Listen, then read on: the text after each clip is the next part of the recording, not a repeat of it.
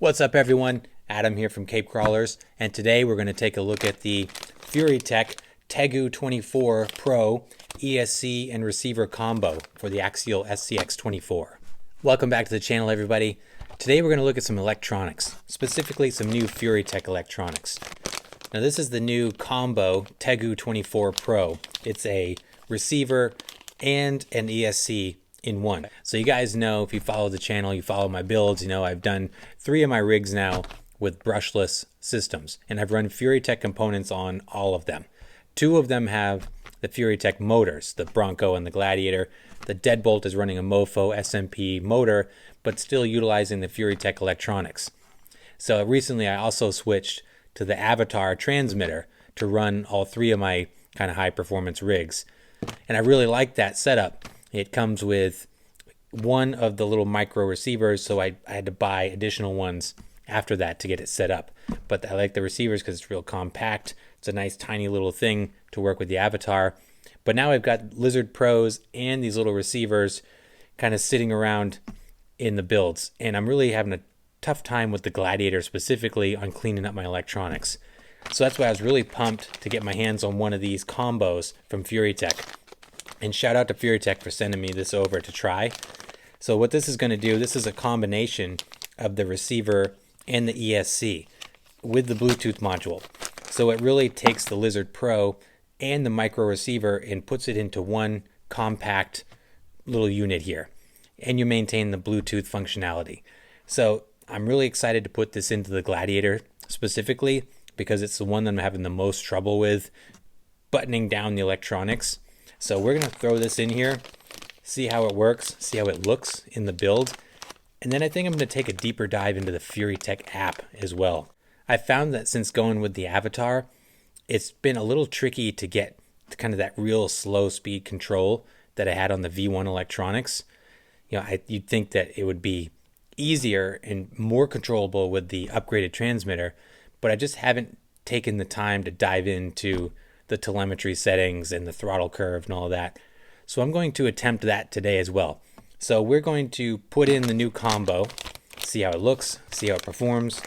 And then while we're setting it up, we're going to dive into the Furitek Furicar app a little more and see if we can play with the throttle curve.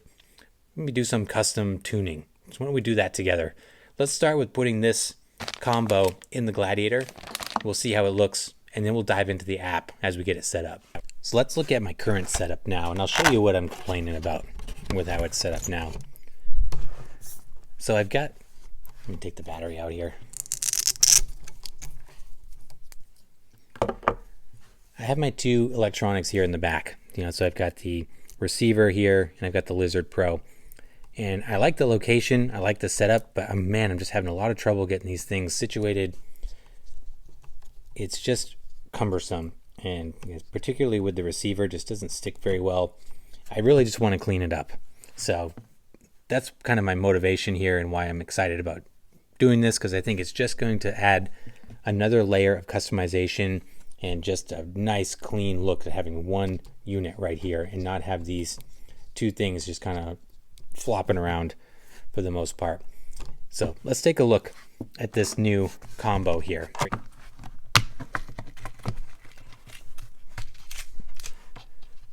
Oh, first impressions, it's very, very nice looking. It's got a nice looking glass cover on it. It's small.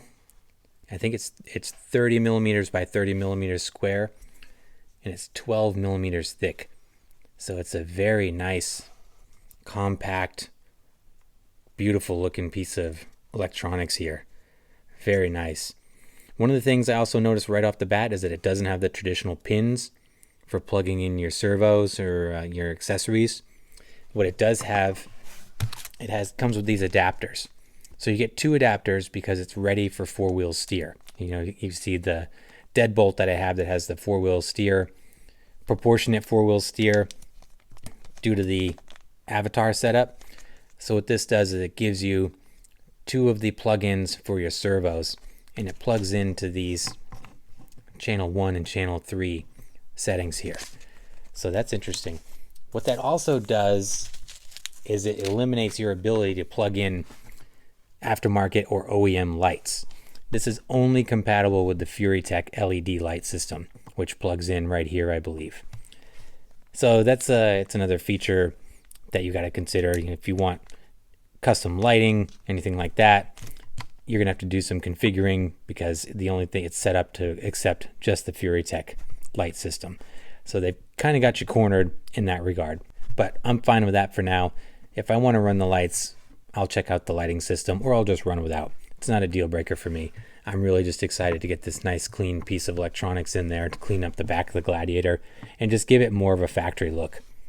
So this thing is very, very nice. I like it a lot. Holy cow. It is very sharp looking. So let's get this on the Gladiator, see how it looks, and then we'll get it booted up. Should be a pretty easy install. So here's the Gladiator. Let's tear this thing apart and get the new stuff put in here. So disconnect everything.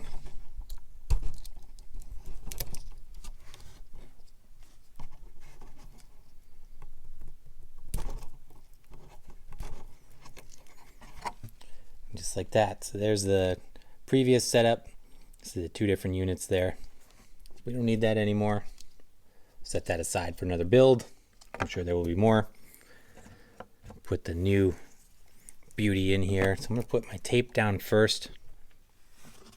Do a couple strips of this double-sided tape. Okay, peel this nice clean coating off here. So we'll put this nice new hardware on here. So the motor plug is right here in the front. So I'm going to put that facing this way. I suppose it doesn't matter. It's got enough reach. Battery's going to go there. Yeah, we'll put it right there. Oh my gosh, it fits perfectly on there. Look at that. It's gorgeous. That is a factory looking setup right there. I love it. Motor plug. Let's get our servo. I'll need one of these. Although I do wonder if I could kind of hack their lighting setup here. If I could put both of these in here and run my lights into this plug. Maybe I'll try that. See, I've got my factory fog lights already hooked up here. Why don't we give that a shot?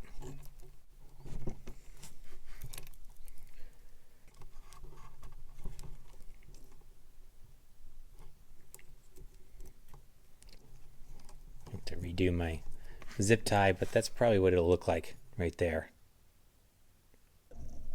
Kind of tied my wires together a little bit over here. I'll just put them there. It's a kind of a jumbled bunch of wires over there, but it'll be out of the way and clean. But I love this setup. It's perfect. Sits perfectly on that tray. Battery will sit right here in the middle. If we want to just see what this looks like all together, that's pretty much how it will be. Very nice setup. Love it. Super clean. That's what I was looking for. So I'm going to get this set up. I have to use my phone for this, which is also what I record with. So I'm going to pause this video for a minute, and then I'm going to set this up with the app. I'll do a screen capture with the app so we can do this together, and then we will fire this thing up, see how it goes. So really quickly before we get into the app, I've got this thing all binded to the Avatar. It was really simple. So this is different than the micro receiver that comes with the Avatar. To bind it, when you first boot it up, you're just going to press and hold the blue power button. It's going to start blinking really rapidly. Then you let off and it's in bind mode. And then you just go to your model, go to the menu, go down to model, select your model, and then there's a bind setting. You go down there and it connected right away, no problem. But it's all booted up, ready to go. I need to mess with my controls because the throttle's reversed, so I need to go in there and change that. So let's dive into the app and we'll do some customization. We'll get this set up, calibrated, and then we'll mess with the throttle curve a little bit and take it for some spins. All right, let's get into the app here. So you fire the app up, first thing it's going to do is search. There's two of them showing up here. It's picking up the Avatar and the Tegu. We're going to make sure we select the right one. It'll say which one it is there, the device kind. We can see that it's the Tegu main. That's what we want. So the first thing you want to do in this screen is check your firmware. It has the firmware version and it almost always comes with outdated firmware. So you can see in the drop down menu here under available firmware, there is a new version, so we're going to select that and update. And in the interest of time, I'm just going to do a time lapse here. It doesn't take terribly long. It takes 5 or 10 minutes, but I sped it up just for our purposes here. Now it will reboot and come back. Okay, now that it's rebooted, it's reconnected. So if we go into the settings here, we can see that it's the configuration. You can change this to brushed if you want. It defaults to brushless. You can also select your motor. It's got the micro Komodo, the Godzilla, some different options here. We're running the micro Komodo, so we'll select that.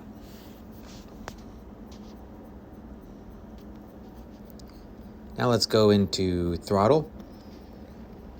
So what I typically like to do is start with the throttle. I try to calibrate it. For some reason, the calibration tool doesn't work with the Avatar. Not sure if I'm doing something wrong here, or if that's just an obsolete function when you use the Avatar. With the V1 electronics, I was able to calibrate very easily, but for some reason it doesn't like to calibrate with the Avatar. Yeah, it's just it's not doing anything here. So we'll bypass that and keep moving along. Here's where you can adjust some other settings here.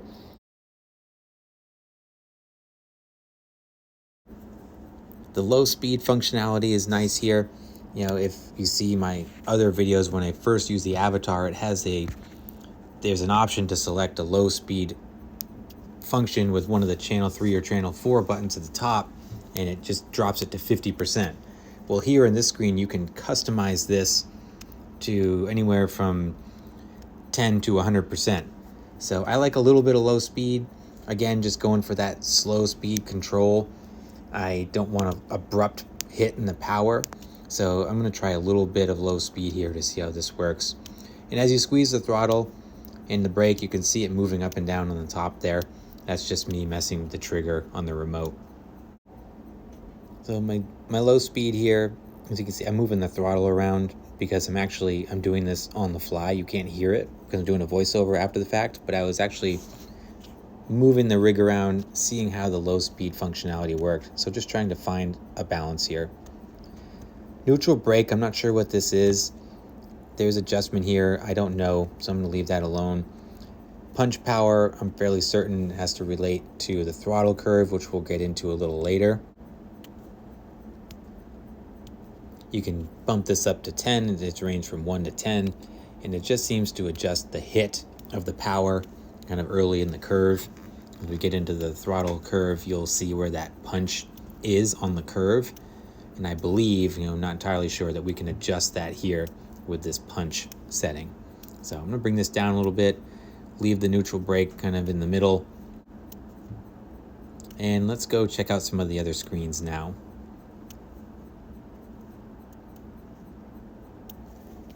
Now let's jump into the throttle curve. So this is where you can really tune it to your heart's content. As you can see, it comes with a straight linear curve from the factory, and you can grab each one of these dots and tune them to your heart's content. Now this is really cool stuff. This is really where you can get into customization and really tuning it specific to your driving style. And each dot has a different name. So this first dot here is your punch. It's kind of like your torque right off the bottom. And what I like to do is I like to have a nice smooth curve. My driving style is I like real slow control speed, and I want to take advantage of that brushless capability off the bottom. So I don't want a big hit. I don't want an abrupt power curve. Even the linear I think is too much for my taste. So I'm just going to bring these down and try to smooth this out off the bottom, and then make a ramp up to full throttle. When I want full throttle, I want the power to be there, but I want a gradual way to get there. So you can see this third dot here, this is your boost. This is when you're getting towards full speed. In the middle here, you have your mid. So again, just adjusting these. So it's really neat that the throttle and the power, these two different adjustments move the dots horizontally and vertically. So choosing where you want that transition and what the power delivery looks like at each one of those points. Very, very cool stuff. And you're able to do this in real time. So as I was doing this, I was driving the rig, watching how it behaved, and then kind of tweaking it on the fly. Very neat stuff. So just a tremendous amount of customization here to really fine-tune this to your driving style. Now let's check out some other features. So we go to running. This has a lot of your customization here as well. One of the things we can do here is change the direction. So it comes with a clockwise rotation in the settings here. I always change this to counterclockwise to have that traditional squeeze the throttle to go forward. You know, that type of driving is what I'm used to. So I always switch that around. You can do that here. Now this is where you can change your mode. You can do forward reverse, the traditional forward reverse. You can do forward with brake. You can do forward reverse with brake. I like the forward reverse. You can change your voltage output here. You can also change it for your servo. So if you had a high powered servo, you could run 8.4 volts to your servo. It does give you the red flag warning here that you may fry it if it's not capable of handling this. I'm running an Emax digital. Probably not wise to run the 8.4 on that unit, so I'll probably switch it back to the 5 volt, but it's great to have that functionality here. You can also change your starting power. Just leave this to normal because I don't know a lot about this. Max forward, max reverse, max brake. One of the things I really like here is your drag brake, so you can customize your drag brake. I like to have a little bit of drag brake. It's funny when you jack this thing up all the way and let off the gas, it'll almost do a nose wheelie. It's pretty impressive. So a drag brake is just when you let off the throttle, basically the motor applies a brake. So I like a little bit, probably around 20%, 25%. So I'll set it down around that range. Let's go with 25. The FOC, I don't know anything about this field, so I'm not going to pretend that I do. We'll just kind of leave that as it is. So the telemetry is an awesome screen. This is where you get to see all your action at work. So you can see that moving up and down the throttle curve there. You can see the throttle on the top. For some reason the RPMs aren't showing up, so I'm gonna have to look into that, but I love this screen. Okay, so let's try out our new throttle curve here. Let's see how this worked out.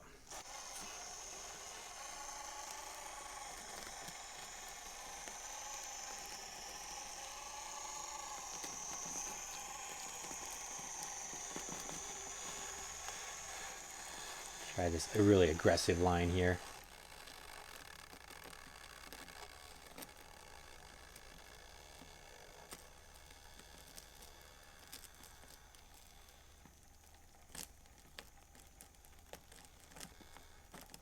So slow and controlled, I love it.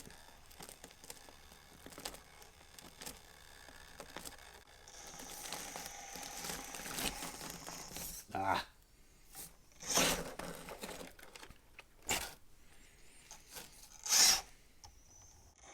I'm still getting that jumpiness there. See that? So it's like right at the 41% throttle. It's got that twitch in it. I'm still trying to smooth it out. It's like right when it gets to the punch, right? See, there it is, right there. I get that jittery. So I'm still trying to smooth it out. Let's keep working on it. Trying this again here. So I found that if I turn the punch up, it doesn't hitch as bad when it gets to that power band, but you can see it just kind of, there's a definite lurch there where the power hits just still too abruptly for what I'm looking for. Still has a little bit of a hitch there, but for the most part I'm really happy with how slow and controlled it is off the bottom.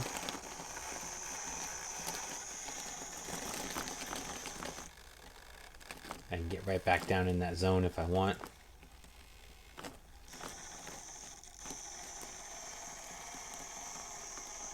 That's pretty smooth right there.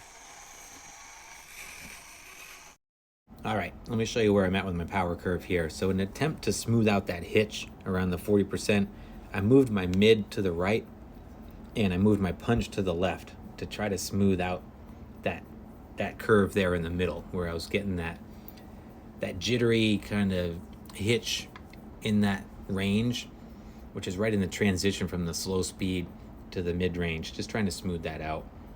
I also did something at the top here. I found that I was only getting 85% throttle. So I took my boost and I put that at 100% because that's really, and I moved it to the 85% here to get max throttle. That seems to be working pretty well. So now I get full throttle. I also found out that you can do this for reverse as well.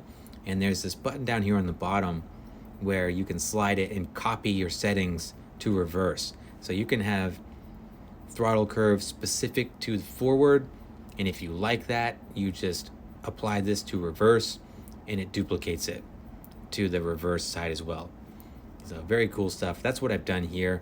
I want the same control in reverse. So let's give this a whirl and see how this worked with our new settings on the course.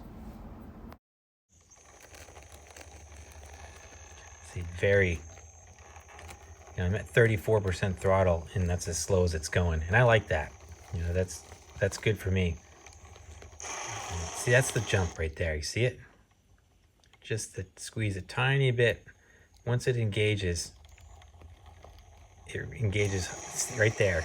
It still hits a little harder than I would like. Yeah. But there's no jitters, not like it was before. I can drop it back down and get into that slow speed very easily.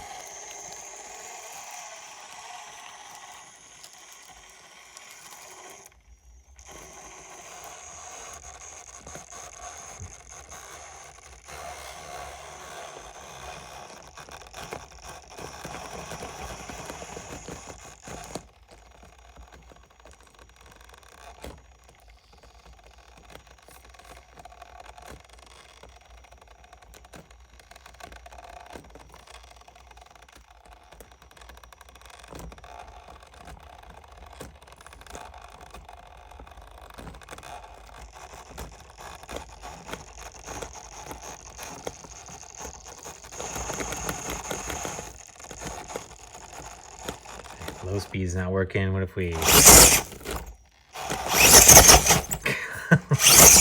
There we go. Use all that punch power. All right, I'm going to wrap the video up there. I could tweak and tune that throttle curve forever, I think. This is day 2, so I was up way late last night messing with that throttle curve. And again, tonight, it's already getting super late. So I could just tweak and tweak and tweak and tune and tune and tune. And that app will allow you to do that. There's just so much customization that you can do.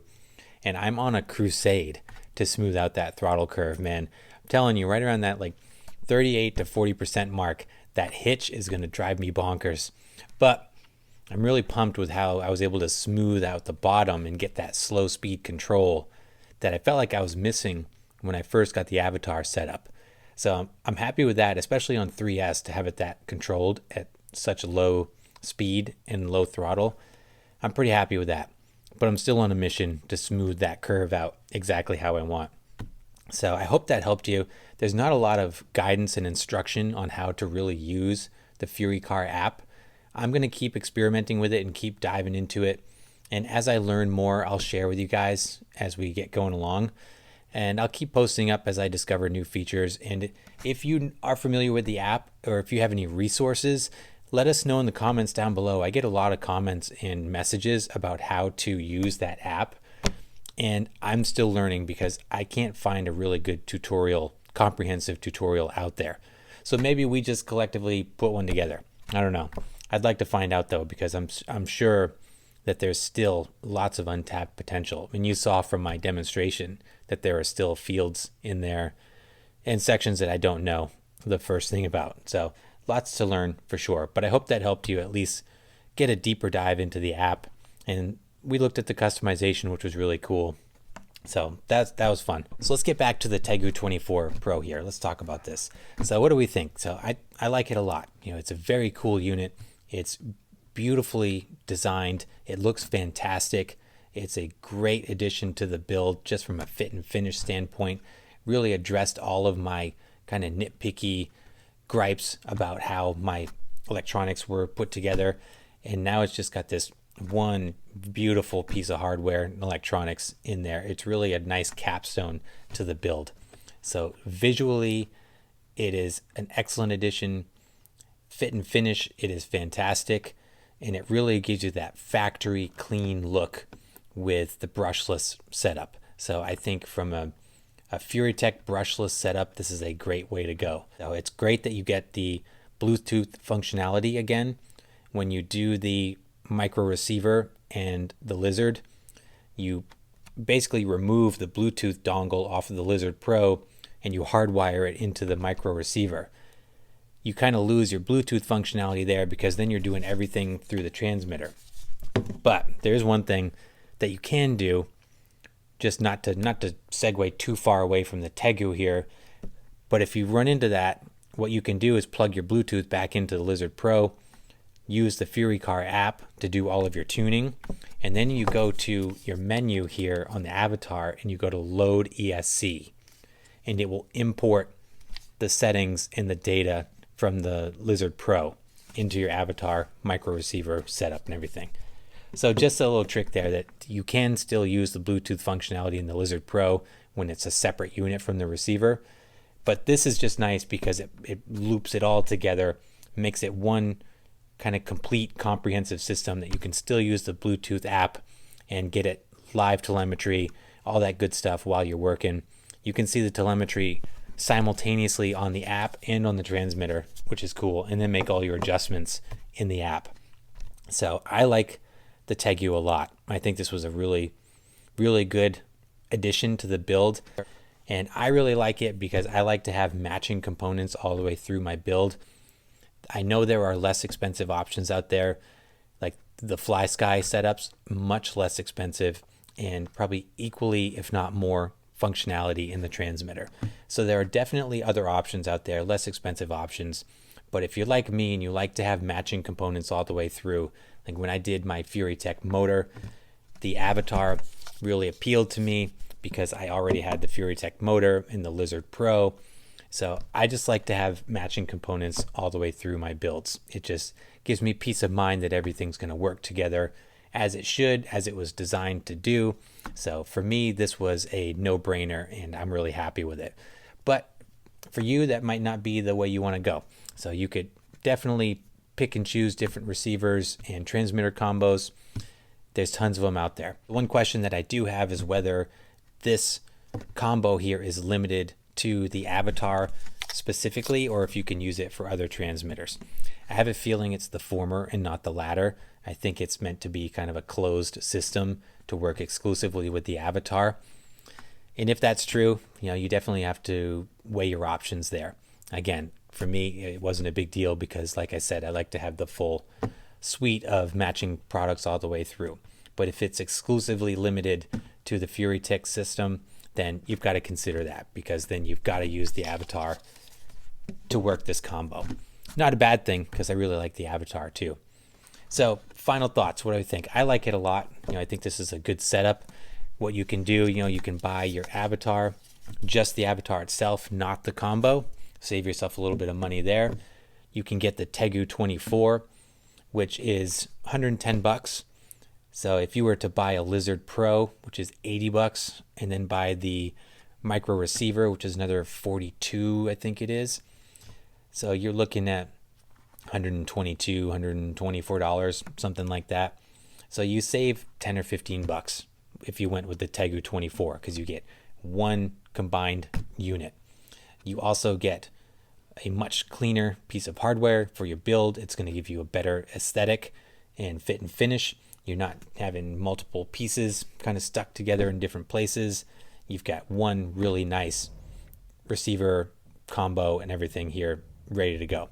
So I really like that from a clean build perspective. Bluetooth functionality, so you're able to maintain the Bluetooth functionality, use that app, see your real-time telemetry, make your adjustments and everything, and see it simultaneously on the Avatar. So you've got a lot of kind of quality control and monitoring and customization options on the fly.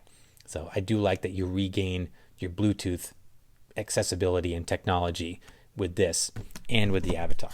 So that's a good one. I like that a lot. So for me, it's a win. Yeah, might not be for everybody. For me, I really liked it.